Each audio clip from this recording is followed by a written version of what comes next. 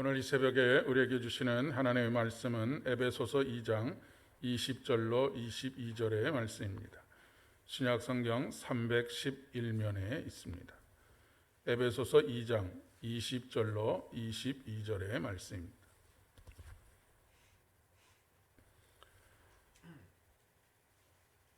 봉독해 드리겠습니다. 너희는 사도들과 선지자들의 터 위에 세우심을 입은 자라. 그리스도 예수께서 친히 모퉁이들이 되셨느니라. 그의 안에서 건물마다 서로 연결하여 주 안에서 성전이 되어가고 너희도 성령 안에서 하나님이 거하실 처소가 되기 위하여 그리스도 예수 안에서 함께 지어져 가느니라. 아멘. 복음으로 교회를 새롭게 세상을 이롭게라고 하는 주제로 두 번째 새벽 시간을 맞이하게 되었습니다. 어제는 복음이 무엇인가라고 하는 말씀으로 함께 은혜를 나누었는데 그 복음을 가지고 교회를 새롭게라고 할 때 교회를 새롭게 한다라고 하는 것은 현재의 우리의 교회가 우리가 이루고 있는 교회가 새롭게 되어야 한다라고 하는 것을 전제를 하고 있는 것입니다. 우리 신앙생활의 터전인 교회는 우리들에게 양가적인 감정을 가져다 줍니다. 조금 나이브하게 말씀을 드리면 일종의 애증의 관계라고 그렇게 이야기할 수 있을 것 같습니다.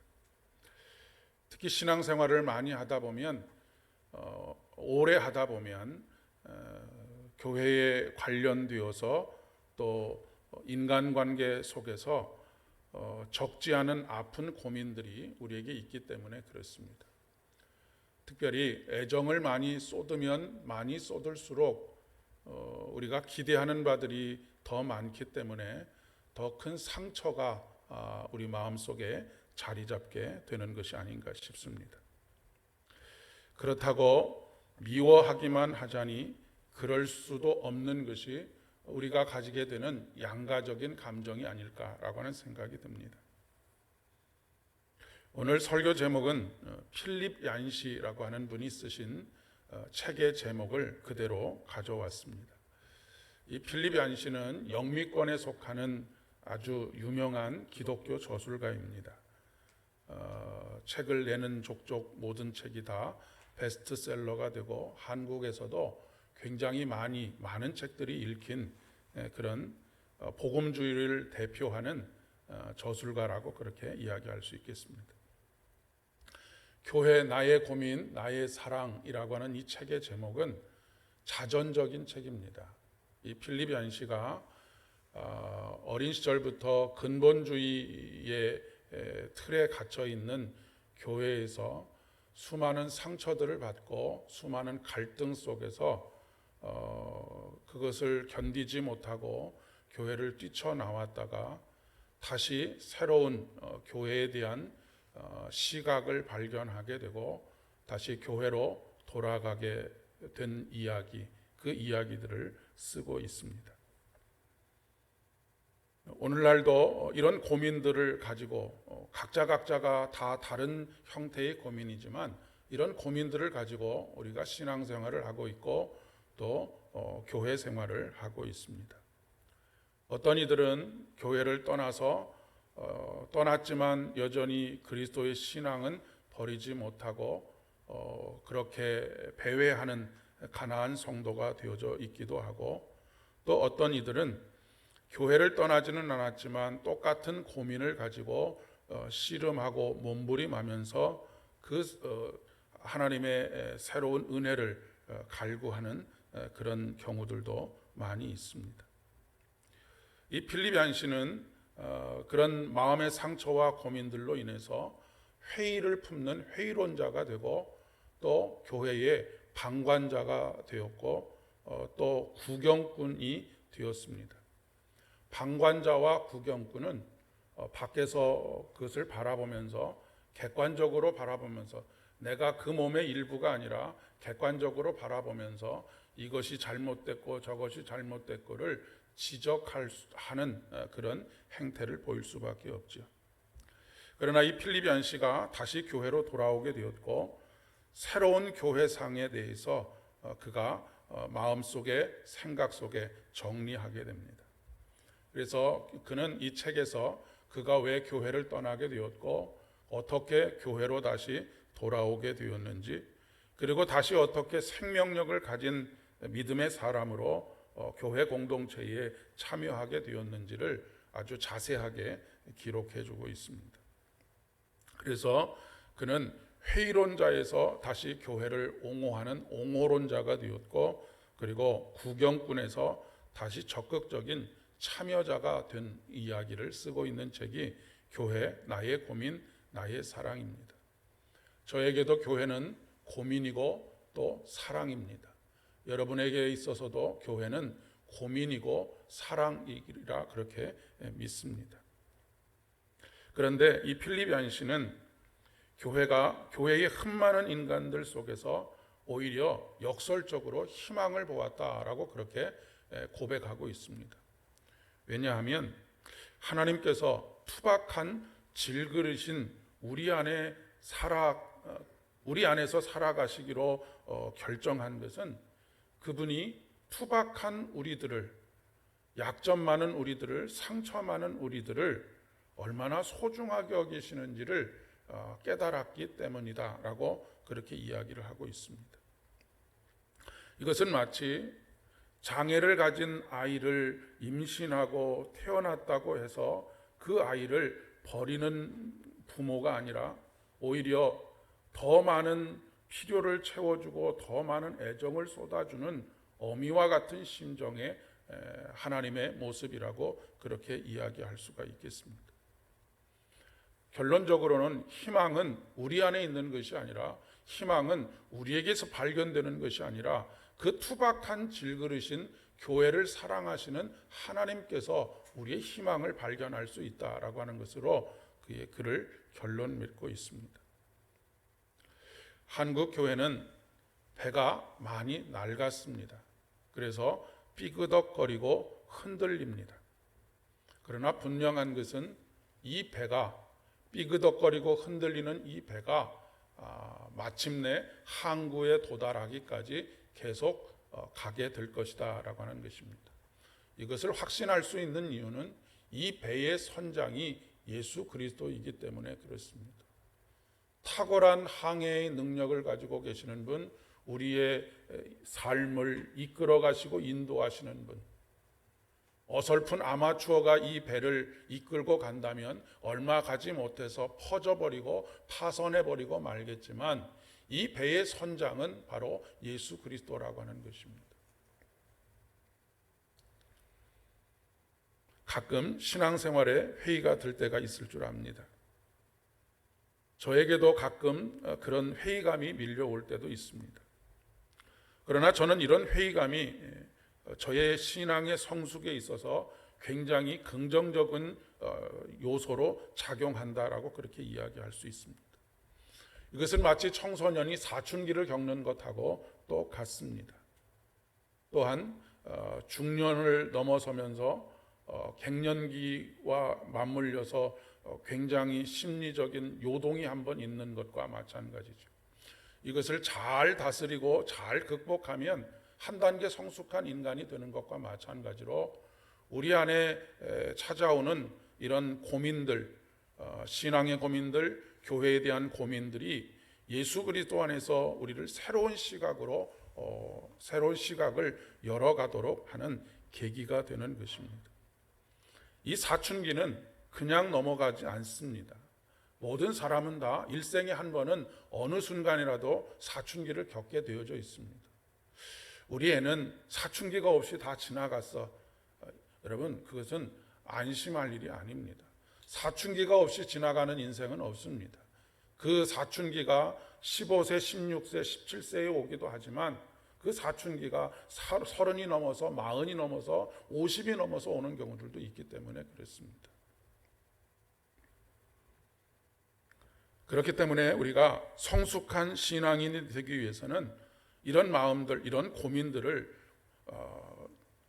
우리가 보통 어떤 고통이 다가오면 그것이 없는 것처럼 무시해 버리려고 하는 경향들이 있는데 그렇게 하지 않는 것이 중요합니다.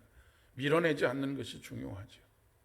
오히려 그 안에서 교회의 교회됨이 무엇인지를 깊이 고민하고 신앙의 신앙됨이 무엇인지를 깊이 고민해야 한다는 것입니다.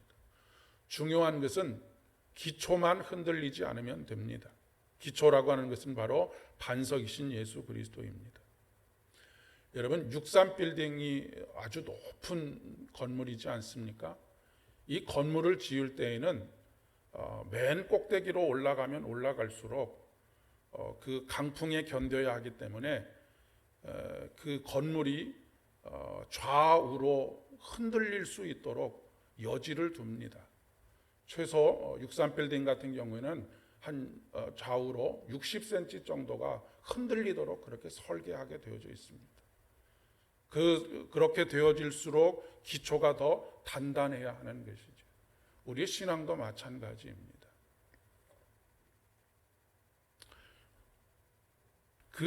우리의 갈등들, 교회에 대한 고민들을 직면하는 것이 필요하다라고 하는 것입니다. 직면한다라고 하는 것은 무엇입니까? 최고의 의사이신 예수 그리스도에게 한마디라도 더 증상에 대해서 고하는 것이 중요합니다. 여러분, 우리가 종합병원에 가면 의사와 만나는 시간이 1분밖에 되지 않습니다. 그럼 늘 마음속에 어떤 불만을 가지게 됩니까?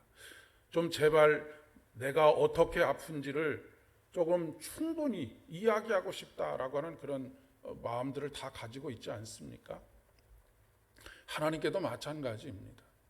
하나님께도 한마디라도 더 나의 증상에 대해서 내가 어디가 아프고 어디가 불편하고 하는 것들을 이야기해야 되는 것이죠. 그것을 통해서 의사가 이미 어느 정도 파악을 하고 있다고 하더라도 내가 마음의 위로와 평안을 얻게 되는 것하고 같은 것이다라고 이야기할 수가 있겠습니다. 여러분, 진료는 누구에게 받는 것입니까? 진료는 의사에게 받는 것입니다. 그런데 우리는 진료를 옆 사람에게 받습니다. 이 사람 저 사람에게 나에 대해서 자꾸 이야기하고 어설프게 되지도 않는, 제대로 되지도 않는 진단을 받고 그것으로 인해서 좌절하고 눈물을 흘리는 경우들이 굉장히 많이 있습니다. 의사 앞에 가서 이야기했을 때는 아무것도 아니었던 것들을 우리 스스로 마음속에 병을 키우는 경우들이 굉장히 많이 있다라고 하는 이야기입니다.